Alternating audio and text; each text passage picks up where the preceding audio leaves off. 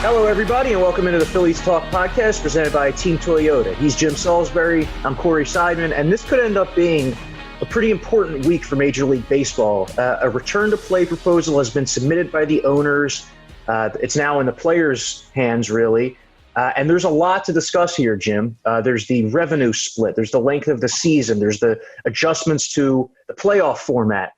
Let's start, though, with the budding conflict, it seems, between the owners and the players. What do you make of this? I mean, it seems like the owners put out a tentative proposal that paid the players through the end of May 4% of their salaries, and then, prorated version. And now they're trying to adjust that, and the players are taking issue. What do you make of all this?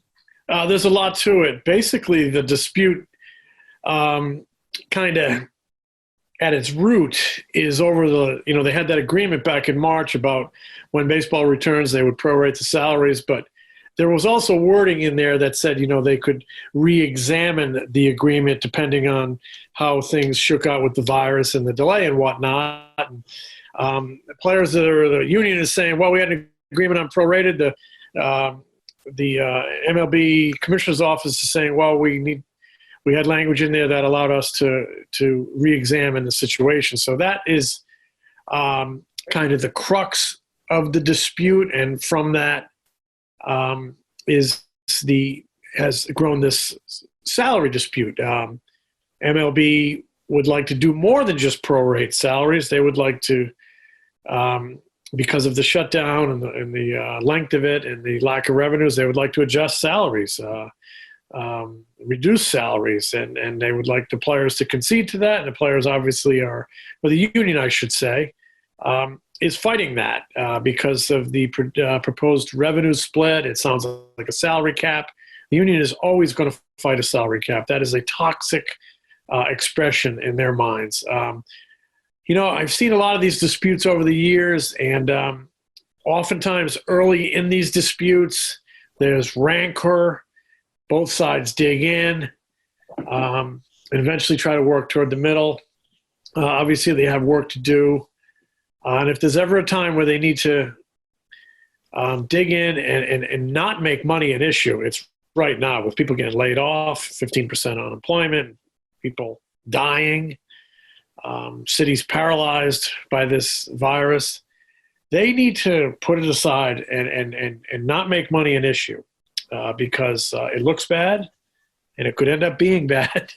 They need to, one of the things during the shutdown I've noticed is a real sense of community in people. They've banded together and come together and fighting this common enemy. And the owners and the players need to do the same thing, come together and play baseball, figure out a way to split these revenues or however they want to do it, fairly compensate people in this climate of adversity, and move on and get something done.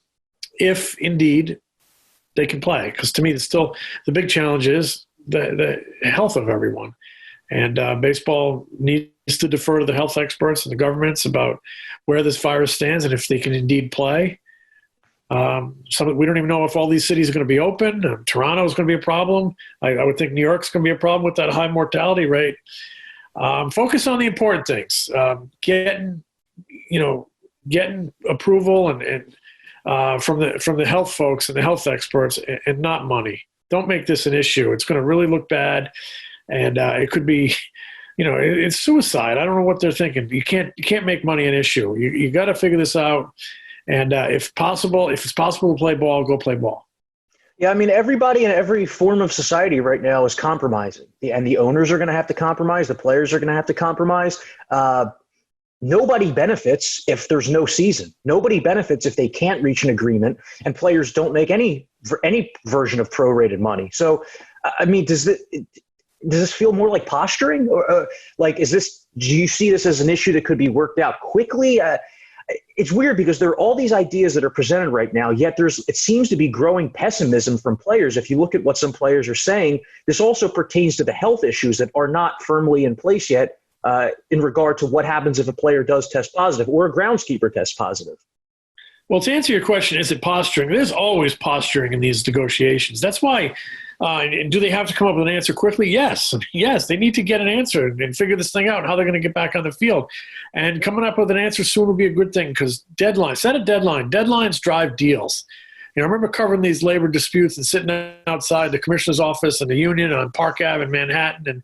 And, these disputes would go on for weeks, but, the last 10 hours would be a flurry of activity. Set a deadline and try to figure something out. But I do think there is some level of posturing. I mean, the union has come back pretty strong in some of their comments. And to me, that's not surprising. The union was criticized in the last CBA for some players. I remember talking to Pat Nieschek, and he flat out said it was a bad CBA. They signed a bad deal.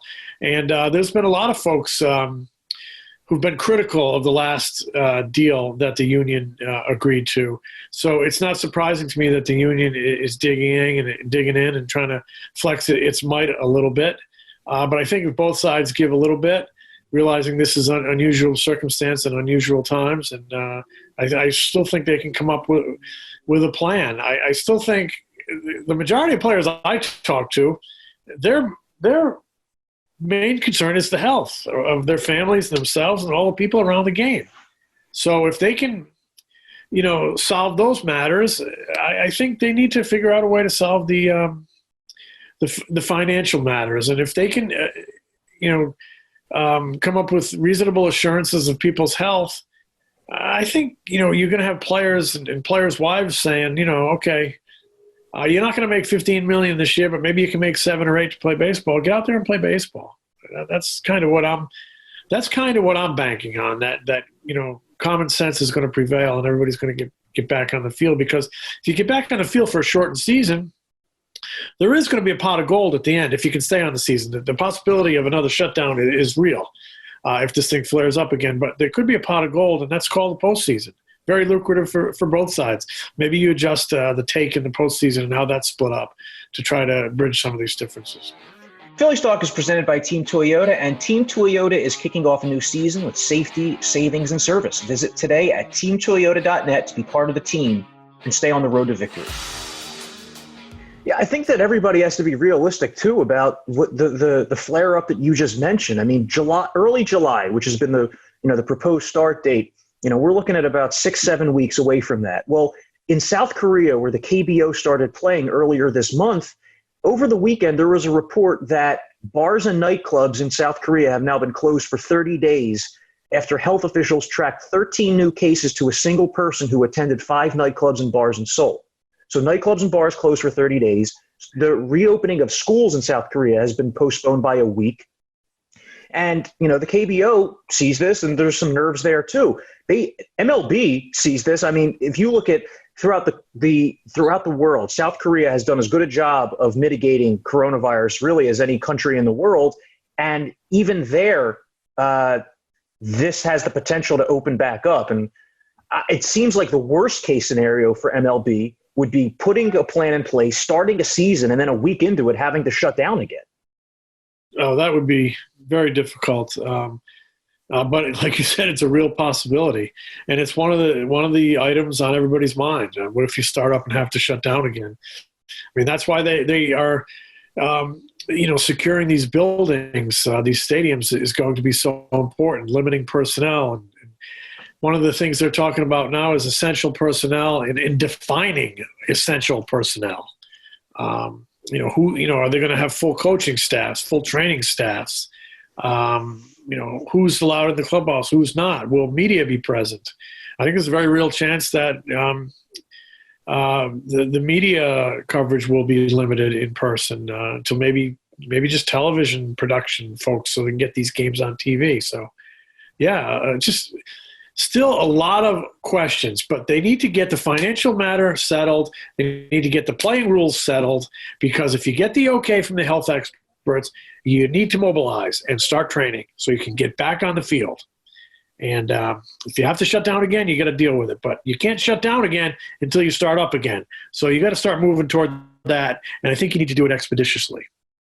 Well, something that's been shut down is the final 30 or so rounds of the 2020 MLB draft, which will reportedly be 5 rounds. And then after the 5th round, the maximum that a team can sign an undrafted free agent for is $20,000.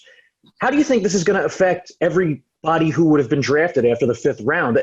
It's tough for, like, if this was the NFL or if this was the NBA, where a team could say, hey, you have the opportunity to start in year 1. Well, that doesn't exist in baseball. Everybody has to climb the ladder pretty much. So offering that opportunity isn't as straightforward as it might be in other sports for, a player to decide, I'm going to pick your team. A lot of good players every year are drafted after the 5th round. How do you see this working out? Well, I think those players are still going to get an opportunity, the ones that would have been drafted in the 5th round or later, 6th round or later. Just because scouting has become really sophisticated with the numbers of scouts, the guys who go out there and watch games and evaluate players. And you also have the analytics and video element of scouting. So I think teams know where these players are and know how to find them and identify them. So I do think if you're good enough, you're still going to get the opportunity. Long range, to me, it looks like a cost-cutting measure. And baseball has been considering cost-cutting measures now. For a while. We heard all winter long about the possibility of contracting the minor leagues. There was significant pushback against that. When I say contracting the minor leagues, I mean eliminating a couple lower rungs, maybe a team in everybody's system. And, that could hit hard at some of these short season leagues like Williamsport.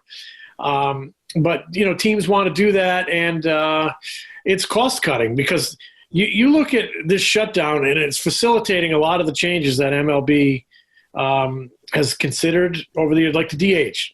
They're going to probably have the DH when we get going in both leagues. I think we're going to probably see it in the new basic agreement. The shutdown just kind of expedites that. These cost-cutting measures, reducing the number of rounds in the draft, which, there would have been pushback. There's probably not going to be as much pushback now because of the reality of this shutdown in the virus. So if you can cut back the number of rounds in the draft, you're cutting back on the number of young players entering the game professionally. So if you have a smaller pool, you don't need as many teams, you don't need as many instructors. Down the road, you're not going to need as big a scouting staffs, which to me is very troubling when you start eliminating jobs for instructors and scouts. All of this, to me, points back to cost cutting, and the shutdown and the health crisis has given MLB a very convenient excuse or convenient reason to try to push some of those changes through. And personally, to me, when you look at the loss of jobs and maybe some of the loss of opportunity, that's a bit troubling. The Phillies have drafted a lot of, good players who went on to have solid big league careers after the 5th round. And I wrote about that at NBC Sports Philadelphia.com. Suggest you go check it out. But just, a quick couple names to rattle off the list: Darren Dalton, Ryan Sandberg, Bob Boone, Ken Giles, Ryan Madsen, amongst many, many others. So, that's about 1,000 kids plus who are going to be affected by this. We could see more kids go the junior college route, re-enter the draft next year. But who knows if the opportunity is going to be greater next year? This is just so much unknown. But getting back to the designated hitter, I'm not a DH guy, but it seems like an inevitability that this is coming.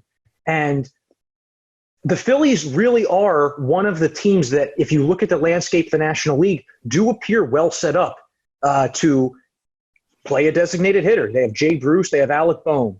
There are some other NL teams that could benefit as well. Do you think it's the kind of thing that could, change the trajectory of the Phillies season, change their decision-making process with Alec Bohm? How do you see that playing out? All of the above. If Jay Bruce comes out and has a monster year, that could help change the trajectory of the season. It could allow them to get Roman Quinn and a guy like Adam Hazley in the lineup at the same time, because maybe McCutchen comes off his feet or doesn't play defense that day and still helps you offensively. Maybe Bohm gets fast-tracked a little bit, and if he looks like he can handle it offensively, he can give you a lift. He can also play some first base. Hoskins can get a chance there. If you want to get Real Muto off his feet a day, if you want to get Harper off his feet a day, there's a lot of ways they can use the DH, and I think it's something that will help the Phillies. But I think it can help a lot of teams. I think there's a lot of teams in that situation that can find a bat to plug in there and find a way to use it as a tool to get some guys some rest. So, I've long thought we're going to see the DH in the next CBA. And I think that was part of the Phillies thinking with Bryce Harper and a lengthy contract that, 13 years. So he can eventually go and become a DH in his late 30s. I'm not a DH guy either. I like the purity of seeing the pitch. I always respected a guy like Curt Schilling who really worked hard on his bunting, so he could at least make an impact when he stepped in the batter's box, and it helped him stay in games longer because sometimes if you need you could actually hit for himself. I respect pitchers that can handle the bat a little bit. Tom Glavine could. I mean, there's a lot of them. But it sounds like it's a time that's on its way that the DH is going to be here. I know the union wants it, and I think it's a pretty easy concession for management to make to get something back in the next CBA. And right now it's a practical matter. With less spring training, it's one less thing pitchers have to do, and so it eliminates some risk of injury. Yeah, I mean, it eliminates the risk of a guy pulling a hammy, running out a ground ball. Charlie Morton? Absolutely. It cost him a season, cost the Phillies potentially a really good pitcher for a couple. If Charlie Morton had the season here that he had subsequently, he could have made a difference for the Phillies. The Phillies are much better set up this year than the past couple with the DH because they actually put effort into improving the bench this past offseason. That kind of went by the wayside a year ago as they had to wait so long to sign Bryce Harper and acquire JT Realmuto. But like you mentioned, Jim, there are several other teams that would benefit from this. It's not just the Phillies. Like I went through the league. The Braves, it would allow them to start all four of Ronald Acuna, Marcell Ozuna, Ender Inciarte, and Nick Markakis. It gets Markakis back into the lineup. The Mets, it could allow them to ease Yoenis Cespedes back in after missing most of the last 2 years to injury. For the Nationals, it opens up an everyday spot for Howie Kendrick, who is an awesome hitter who just really doesn't have a spot in the field. The Dodgers with A.J. Pollock, the Brewers with Ryan Braun. It gives the Reds a place to hide Nick Castellanos, the Padres with Will Myers. So there's a lot of teams that would benefit, although I do think the Phillies are toward the top of that, also because it gets them an extended look potentially at Alec Bohm. If rosters are expanded going into 2020, that changes the timeline for someone like Alec Bohm, right? Maybe not necessarily Spencer Howard, but Alec Bohm.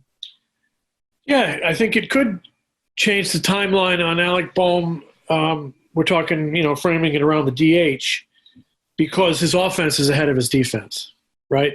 So you might be able to benefit from his bat while, working on his defense before games, things like that. So if they wanted to get some immediate impact from Alec Bohm, they might be able to get some from his bat. I don't know how he's going to get the defensive reps he needs because he does need them. We don't even know if there's going to be AAA. We don't know if minor leagues are going to be playing complex ball. To me, Alec Bohm needs to be a baseball player, offense and defense. But if everybody's stuck in limbo and he ends up on some 50-man roster that you can tab 28 guys per night and you tab him now and then, he might be able to help you with his bat, yes. Your NBC Sports Philadelphia podcasts are now on the My Teams app. You can listen to Phillies Talk, Eagle Eye, Sixers Talk, and Flyers Talk right now on the My Teams app.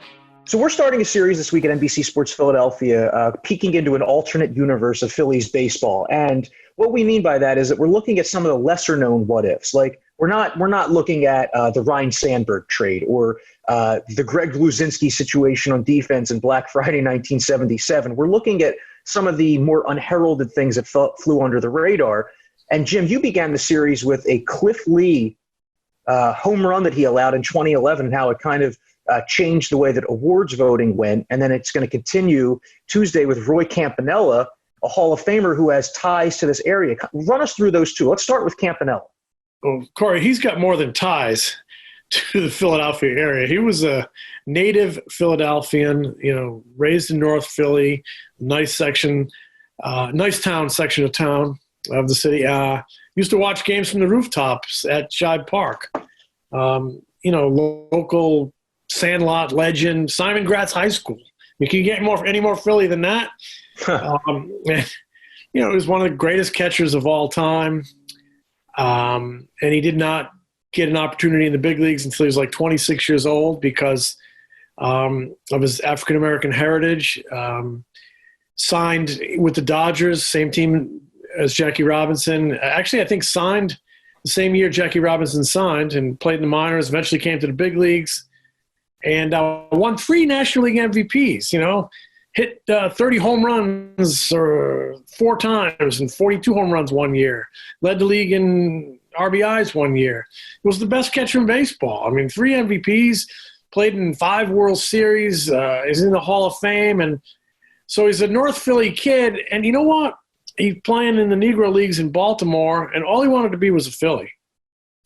He used to go watch BP, batting practice, Phillies take batting practice at Shibe Park.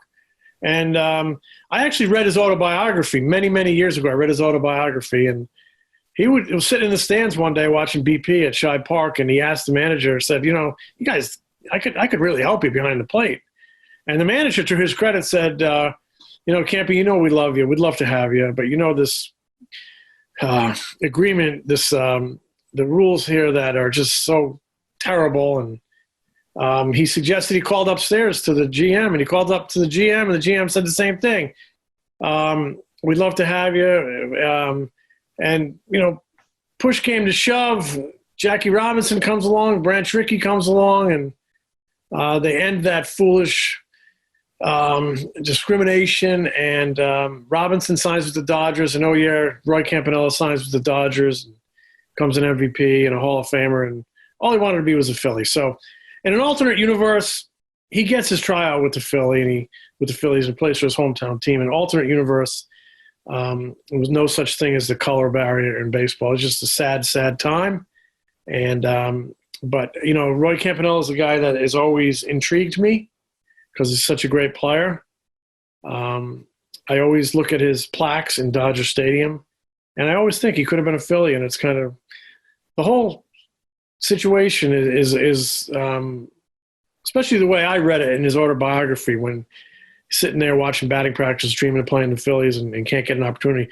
The whole situation to me is heartbreaking. So he's going to be, one of our guys in an alternate universe. Roy Campanella is a Philly, and we started it off with one bad pitch by Cliff Lee might have cost them the 2011 Cy Young. So who knows?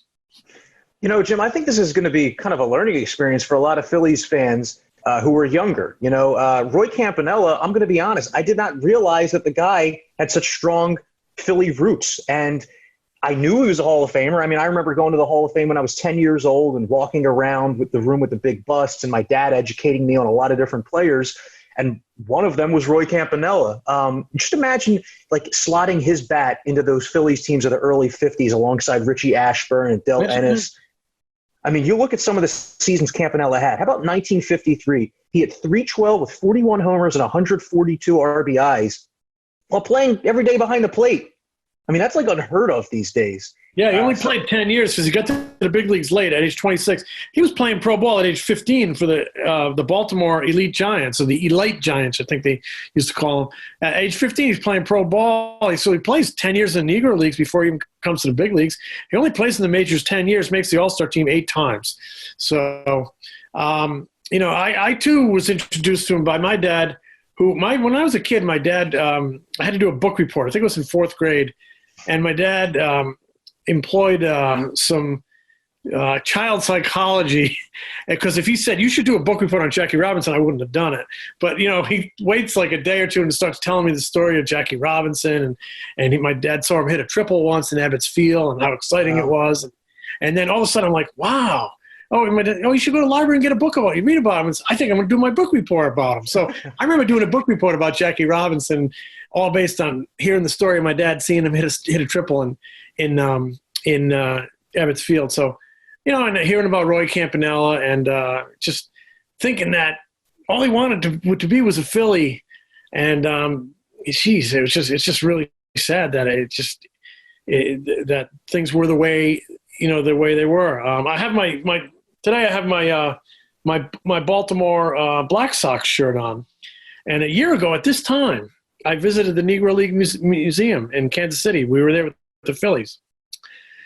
And, I went with a handful of Phillies. Andrew McCutchen was there, and he was really gracious. And it was his first visit. He had always wanted to go to the Negro League Museum, but he was always in the National League, and they don't go to Kansas City much, and there was never an off day. So finally it was an off day, so he went over there, and, kind of walking through that with him and a few other Phillies, and kind of, and then I got to write the story and kind of tell it through Andrew McCutchen's eyes. And was really, really special. So, I'm really happy to be able to write a little bit about Roy Campanella. Even I used to talk to to Johnny Padres about Roy Campanella. I mean, he was his catcher in the '55 World Series. He's one of the boys of summer, if you ever read that book. So really, if you're going to do an under-the-radar, alternate universe, what-if type of thing with the Phillies, boy, what if Roy Campanella was a Philly? Wow. Yeah, that's going to be a good read, Jim. I also recommend that if you haven't read Jim's piece from the Negro Leagues last year with a couple Phillies, checking that out. If you Google NBC Sports Philadelphia, Andrew McCutchen, Negro Leagues, it's one of the first results there. So I don't want to give away too much of what else we have planned for this week. Just know that it involves several different eras of Phillies baseball. For one of them, we're going back 100 years. And for a couple of the others, we're only going back a decade. Yeah, 100 years. Tough finding interview subject on that one, but you did your best. We'll do our best. All right, that's going to do it for this edition of Phillies Talk. He's Jim Salisbury. I'm Corey Seidman, and we'll talk to you later in the week, hopefully with some good news for Major League Baseball.